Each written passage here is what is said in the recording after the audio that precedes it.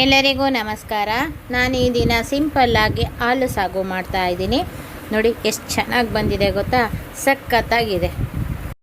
ನೋಡಿ ಆಲೂ ಸಾಗು ಮಾಡಲಿಕ್ಕೆ ಬಟಾಣಿ ಕೂಡ ನೆನೆ ಹಾಕಿದ್ದೆ. ಹಸಿ ಬಟಾಣಿ ಸಿಗಲಿಲ್ಲ, ಅದಕ್ಕೆ ಒಣಗಿದ ಬಟಾಣಿನ ಹಿಂದಿನ ದಿನ ನೆನೆ ಹಾಕಿದ್ದೀನಿ. ಇವತ್ತು ಅದ್ರ ಜೊತೆಗೆ ಆಲೂಗಡ್ಡೆ ಕೂಡ ಬೇಯಿಸ್ಕೊಂಡು ರೆಡಿ ಮಾಡ್ಕೊಳ್ತಾ ಇದ್ದೀನಿ. ಬೇಯಿಸಾದ್ಮೇಲೆ ಸಿಪ್ಪೆ ಸುಲಿದು ಮ್ಯಾಶ್ ಮಾಡ್ಕೋಬೇಕು. ಇದನ್ನೇನು ತೊಳೆದಿಲ್ಲ, ತೊಳೆದ್ಬಿಟ್ಟು ಬಟಾಣಿ ಮತ್ತು ಆಲೂಗಡ್ಡೆ ಎರಡೂ ಬೇಯಿಸ್ಕೊಳ್ತಾ ಇದ್ದೀನಿ. ನಾನು ಮೊದಲಿಗೆ ಬಟಾಣಿನೂ ಆಲೂಗಡ್ಡೆನೂ ಒಂದು ಪಾನ್ ಕುಕ್ಕರಲ್ಲಿ ಬೇಯಿಸ್ಕೊಳ್ತಾ ಇದ್ದೀನಿ. ಪಾನ್ ಕುಕ್ಕರಲ್ಲಿ ಬೇಯಿಸ್ಕೊಂಡ್ರು ಕೂಡ ಬರೀ ತಟ್ಟೆ ಮುಚ್ಚಿ ಬೇಯಿಸ್ತಾ ಇದ್ದೀನಿ.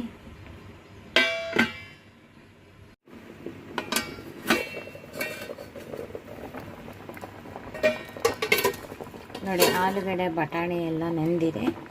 ಇವಾಗ ಇದನ್ನು ಕಟ್ಟನ್ನು ಬಸ್ಬಿಟ್ಟು ಆಲೂಗಡ್ಡೆ ಸಿಪ್ಪೆ ಸುಲಿದ್ಬಿಟ್ಟು ಮ್ಯಾಶ್ ಮಾಡಿ ಇಟ್ಕೊಳ್ತೀನಿ.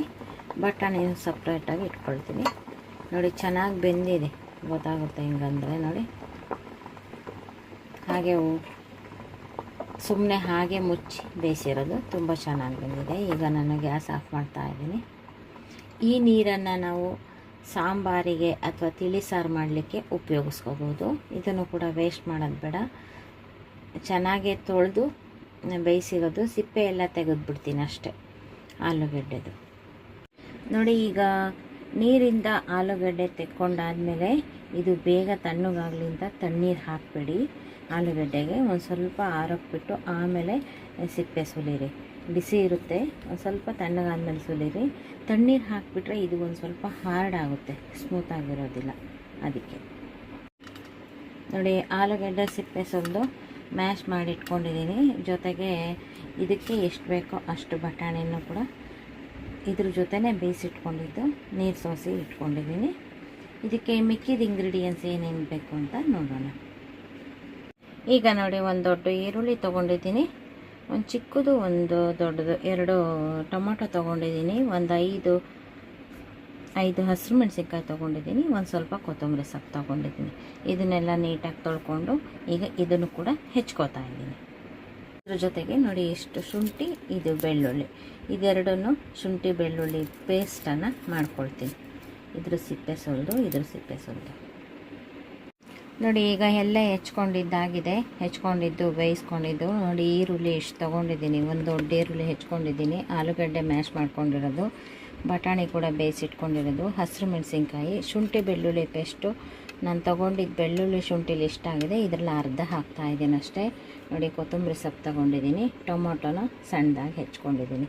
ಎಲ್ಲ ರೆಡಿಯಾಗಿದೆ. ಈಗ ನಾವು ನೋಡಿ ಒಗ್ಗರಣೆ ಕೂಡ ಕಡಲೆಬೇಳೆ, ಸಾಸಿವೆ, ಕರಿಬೇವು, ಎಣ್ಣೆ ಹಾಕಿ ಒಗ್ಗರಣೆ ಹಾಕಿ ಈಗ ಆಲೂ ಸಾಗು ಮಾಡೋಣ. ನೋಡಿ ಇವಾಗ ನಾನು ಗ್ಯಾಸ್ ಹಚ್ಚಿ ಬಾಣಲೆ ಇಟ್ಟಿದ್ದೀನಿ ಒಗ್ಗರಣೆ ಹಾಕಲಿಕ್ಕೆ ಅಂತ. ಒಂದು ಸ್ವಲ್ಪ ಎಣ್ಣೆ ಹಾಕ್ತಾ ಇದ್ದೀನಿ.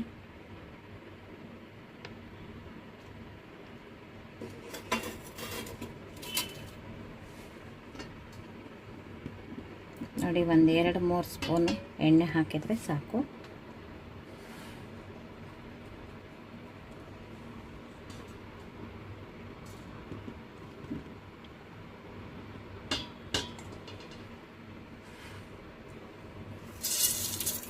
ಈಗ ನಾನು ಸಾಸಿವೆ ಹಾಕ್ತಾ ಇದ್ದೀನಿ ಮತ್ತು ಕಡಲೆಬೇಳೆ ಹಾಕ್ತಾ ಇದ್ದೀನಿ. ಸಾಸಿವೆ ಸಿಡಿಯೋ ಅಷ್ಟೊತ್ತಿಗೆ ಕಡಲೆಬೇಳೆ ಕೂಡ ಕೆಂಪಗಾಗುತ್ತೆ.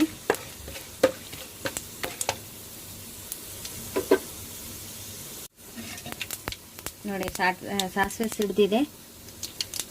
ಸಿಡಿದಿದೆ, ಕಡಲೆಬೇಳೆ ಕೂಡ ಕೆಂಪಗಾಗಿದೆ. ಈಗ ನಾನು ಕರಿಬೇವು ಹಾಕಿದ್ದೀನಿ.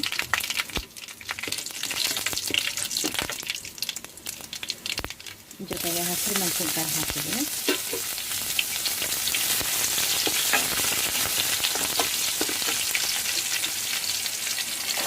ಈಗ ಈರುಳ್ಳಿ ಕೂಡ ಹಾಕಿದ್ದೀನಿ.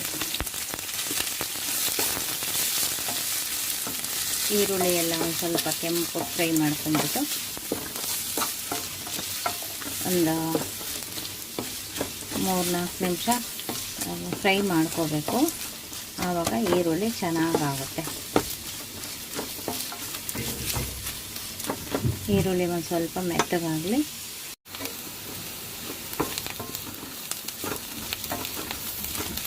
ನೋಡಿ ಈರುಳ್ಳಿ ಮಾಗಿದೆ ಸ್ವಲ್ಪ. ನೋಡಿ ಇವಾಗ ಒಂದು ಸ್ವಲ್ಪ ಶುಂಠಿ ಬೆಳ್ಳುಳ್ಳಿ ಪೇಸ್ಟು ನೋಡಿ ಇಷ್ಟು ಹಾಕ್ತಾ ಇದ್ದೀನಿ. ಇದನ್ನು ಸ್ವಲ್ಪ ಫ್ರೈ ಮಾಡ್ಕೊಂಡ್ಬಿಟ್ಟು ನಾನು ಬಟಾಣಿನ ಬೇಯಿಸಿಟ್ಕೊಂಡಿದ್ದೀನಿ. ನೀವು ಬಟಾಣಿ ಬೇಯಿಸಿ ಇಟ್ಕೊಳ್ದೆ ಹೋದರೆ ಈಗಲೇ ಹಾಕಬೇಕು. ನಾನು ಬೇಯಿಸಿಟ್ಕೊಂಡಿರೋದ್ರಿಂದ ಫಸ್ಟು ಟೊಮೊಟೊ ಹಾಕ್ತೀನಿ, ಆನಂತರ ಬಟಾಣಿ ಹಾಕ್ತೀನಿ. ಆಲೂಗಡ್ಡೆ ಬೇಯಿಸಿದ್ನಲ್ಲ ಅದ್ರ ಜೊತೆನೇ ಬೇಯಿಸ್ಕೊಂಡಿದ್ದೀನಿ. ನಿಮಗೆ ಅನುಕೂಲ ಯಾವ ರೀತಿ ಆಗುತ್ತೋ ಆ ರೀತಿ ಮಾಡ್ಕೊಳ್ಳಿ. ಹಸಿ ಬಟಾಣಿ ಇದ್ದರೆ ಹೀಗೆ ಒಗ್ಗರಣೆ ಹಾಕಿದರೆ ಚೆನ್ನಾಗಿರುತ್ತೆ. ನಾನು ಒಣ ಬಟಾಣಿನ ನೆನೆಸಿಟ್ಕೊಂಡಿರೋದ್ರಿಂದ ಫಸ್ಟೇ ಬೇಯಿಸಿಟ್ಕೊಂಡ್ಬಿಟ್ಟಿದ್ದೀನಿ ಆಲೂಗಡ್ಡೆ ಜೊತೆನೆ.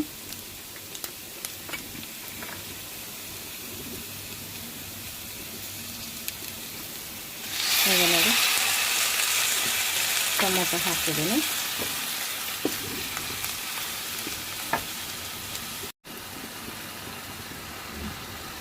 ಒಂದು ಸ್ವಲ್ಪ ಉಪ್ಪನ್ನು ಹಾಕಿದ್ದೀನಿ. ಈಗ ಟೊಮೊಟೊ ಒಂದು ಸ್ವಲ್ಪ ಚೆನ್ನಾಗಿ ಮೆತ್ತಗೆ ಬೇಯಬೇಕು.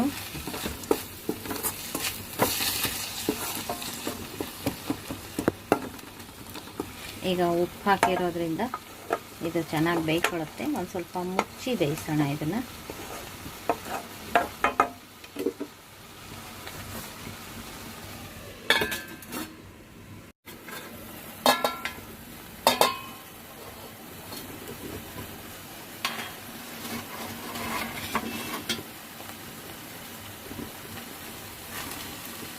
ನೋಡಿ ನೀರು ಹೊಡ್ಕೊಂಡು ಮೆತ್ತಗೆ ಬೆಂದಿದೆ ಟೊಮೊಟೊ.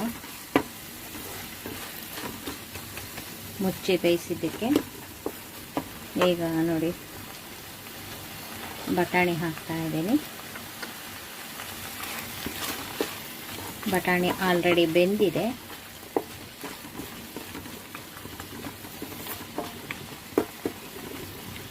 ಇದಕ್ಕೆ ಉಪ್ಪು ಹಾಕಿದ್ದೀನಲ್ಲ, ನಾನು ಆಲೂಗಡ್ಡೆ ಮತ್ತು ಬಟಾಣಿ ಬೇಯಬೇಕಾದ್ರೂ ಒಂದು ಸ್ವಲ್ಪ ಉಪ್ಪು ಹಾಕಿ ಬೇಯಿಸಿದ್ದೆ. ಆದ್ದರಿಂದ ಮತ್ತೇನು ಉಪ್ಪು ಹಾಕೋದು ಬೇಡ. ಇದು ಇನ್ನೂ 1 ನಿಮಿಷ ಮುಚ್ಚಿ ಬೇಯಿಸ್ತಾ ಇದ್ದೀನಿ.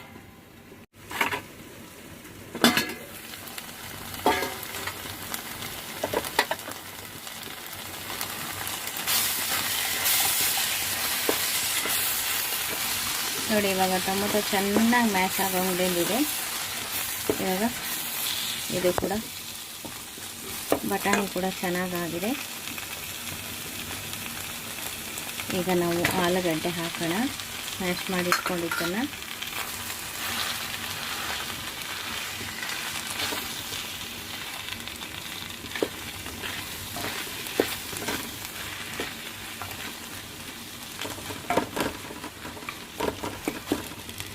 ಈಗ ನೋಡಿ ನಾನು ಟೋಟಲಿ ಒಂದು 2 ಲೋಟ ನೀರು ಹಾಕುವಷ್ಟನ್ನು ಇಟ್ಕೊಂಡಿದ್ದೀನಿ.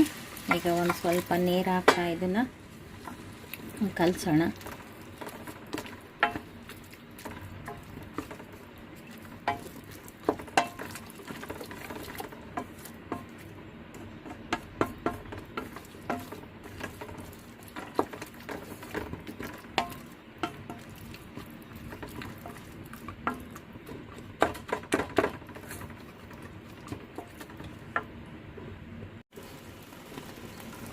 ನೋಡಿ ನೀರು ಹಾಕಿದರೆ ನೀರೆಲ್ಲ ಹಿಂಗಿಬಿಟ್ಟು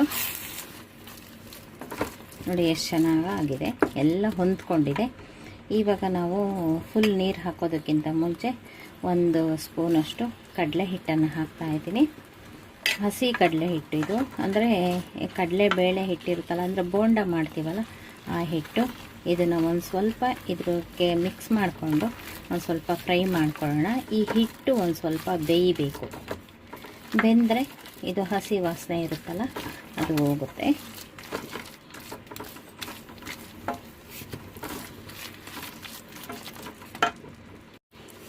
ಈಗ ನೋಡಿ ಹಿಟ್ಟನ್ನೆಲ್ಲ ಕೈಯಾಡಿದ್ದೀನಿ, ನೀರಿನ ಅಂಶ ಇಲ್ಲ. ನೋಡಿ ಸೈಡಲ್ಲಿ ಎಣ್ಣೆ ಕೂಡ ಬಿಡ್ತಾ ಇದೆ. ಹಾಕಿದ್ದೊಂದೇ ಸ್ವಲ್ಪ ಎಣ್ಣೆ. ಈಗ ಮತ್ತೆ ನಾನು ಇದನ್ನು 1 ನಿಮಿಷ ಹಿಟ್ಟು ಬೇಯಲಿಕ್ಕೆ ಅಂತ ಒಂದು ಸ್ವಲ್ಪ ಮುಚ್ಚಿ ಬೇಯಿಸ್ಕೊಳ್ತಾ ಇದ್ದೀನಿ. ನೋಡಿ ಈಗ 1 ನಿಮಿಷ ಮುಚ್ಚಿ ಬೇಯಿಸಿದ್ದೀನಿ, ಚೆನ್ನಾಗಿ ಬೆಂದಿದೆ. ಕಾಣುತ್ತಾ ಹಬೆ ಹಬೆ ಬರುತ್ತೆ.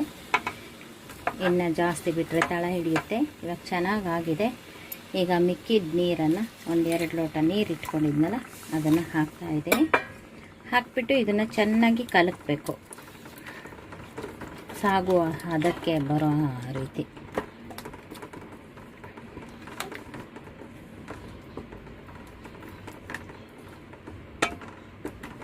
ಈಗ ನಾವು ಕಡಲೆ ಹಿಟ್ಟು ಹಾಕಿರೋದ್ರಿಂದ ಇನ್ನೂ ಒಂದು ಸ್ವಲ್ಪ ಗಟ್ಟಿ ಆಗುತ್ತೆ. ಆದ್ದರಿಂದ ಇನ್ನೂ ಒಂದು ಸ್ವಲ್ಪ ನೀರನ್ನು ಹಾಕ್ತಾಯಿದ್ದೀನಿ. ಇವಾಗ ಉರಿ ಜೋರು ಮಾಡಿಕೊಂಡು ಇದನ್ನು ಚೆನ್ನಾಗಿ ಕುದಿಸ್ಕೋಬೇಕು ಕೈಯಾಡಿ.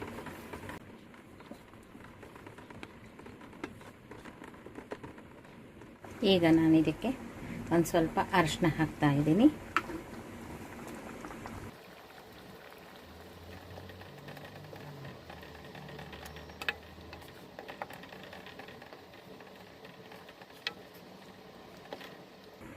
ನೋಡಿ ಇವಾಗ ಹದವಾಗಾಯಿತು. ಇದನ್ನು ಒಂದು ಸ್ವಲ್ಪ ಚೆನ್ನಾಗಿ ಕುದಿಸ್ಕೋಬೇಕು. ಈ ಕುದಿ ಬರ್ತಾ ಇದೆ, ಇನ್ನೊಂದು ಸ್ವಲ್ಪ ಚೆನ್ನಾಗಿ ಕುದಿಬೇಕು. ಈ ಕನ್ಸಿಸ್ಟೆನ್ಸಿ ನೋಡಿಕೊಂಡು ಸಾಗು ಅದಕ್ಕೆ ಮಾಡ್ಕೋಬೇಕು. ಬೇಕು ಅಂದರೆ ಇನ್ನು ಒಂದು ಸ್ವಲ್ಪ ನೀರು ಹಾಕ್ಬೋದು. ನೀರು ಹಾಕ್ಬಿಟ್ಟು, ಏಕೆಂದರೆ ಕುದ್ರೆ ಇನ್ನೂ ಒಂದು ಸ್ವಲ್ಪ ಗಟ್ಟಿ ಆಗುತ್ತೆ ಕಡಲೆ ಹಿಟ್ಟು ಹಾಕಿರೋದ್ರಿಂದ. ಈಗ ಮಿಕ್ಕಿದ ಇಂಗ್ರೀಡಿಯೆಂಟ್ಸ್ ಇನ್ನೇನು ಹಾಕುವಂಗಿಲ್ಲ. ಲಾಸ್ಟಿಗೆ ಒಂದು ಸ್ವಲ್ಪ ಕೊತ್ತಂಬರಿ ಸೊಪ್ಪು ಹಾಕಬೇಕು.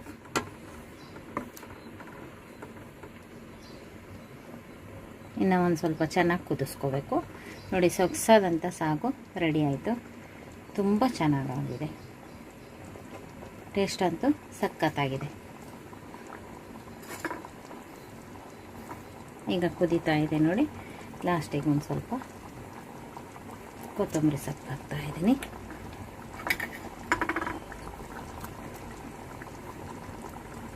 ನೋಡಿ, ಸಖತ್ತಾಗಿರೋ ಆಲೂ ಸಾಗು ರೆಡಿ ಆಯಿತು.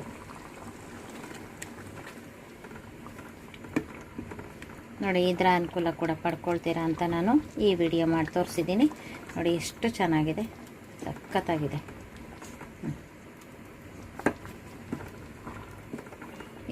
ತಿಂದು ನೋಡಿದರೆ ರುಚಿ ಗೊತ್ತಾಗೋದು. ನೀವು ಮಾಡಿಕೊಂಡು ತಿಂದು ನೋಡಿ. ನಾನು ಆ ಸ್ಟೈಲು ಈ ಸ್ಟೈಲು ಅಂತ ಏನು ಹೇಳೋದಿಲ್ಲ, ನನ್ನ ಸ್ಟೈಲಲ್ಲೇ ಮಾಡಿದ್ದೀನಿ. ನಾವು ಇದೇ ರೀತಿ ಮಾಡೋದು. ನೋಡಿ, ಸಖತ್ತಾಗಿರೋ ಅಂಥ ಆಲೂ ಸಾಗು. ಇದು ಪೂರಿ, ಚಪಾತಿ, ರೊಟ್ಟಿ ಎಲ್ಲದಕ್ಕೂ ಬರುತ್ತೆ. ನಾನು ಇದಕ್ಕೆ ಪೂರಿ ಮಾಡ್ತಾಯಿದ್ದೀನಿ. ಅದನ್ನು ನೆಕ್ಸ್ಟ್ ವಿಡಿಯೋದಲ್ಲಿ ತೋರಿಸ್ತಾ ಇದ್ದೀನಿ. ಈ ವಿಡಿಯೋ ನಿಮಗೂ ಇಷ್ಟ ಆಗಿದ್ದರೆ ಲೈಕ್ ಮಾಡಿ, ಶೇರ್ ಮಾಡಿ ಮತ್ತು ನಮ್ಮ ಚಾನಲ್ಗೆ ಇದುವರೆಗೂ ಸಬ್ಸ್ಕ್ರೈಬ್ ಆಗಿಲ್ಲ ಅಂದರೆ ಈ ಕ್ಷಣದಿಂದ ಸಬ್ಸ್ಕ್ರೈಬ್ ಆದರೆ ನಿಮ್ಮ ದಿನನಿತ್ಯದ ಅನುಕೂಲಕ್ಕೆ ಬರುವಂತಹ ವಿಡಿಯೋಗಳನ್ನೇ ನಾನು ಮಾಡ್ತಾ ಇರ್ತೀನಿ. Thank you for watching. ಈಗ ನಾನು ಗ್ಯಾಸ್ ಆಫ್ ಮಾಡಿಕೊಂಡು ಎತ್ತಿಟ್ಕೊಳ್ತಾ ಇದ್ದೀನಿ. ಸಖತ್ತಾಗಿದೆ ನೋಡಿ.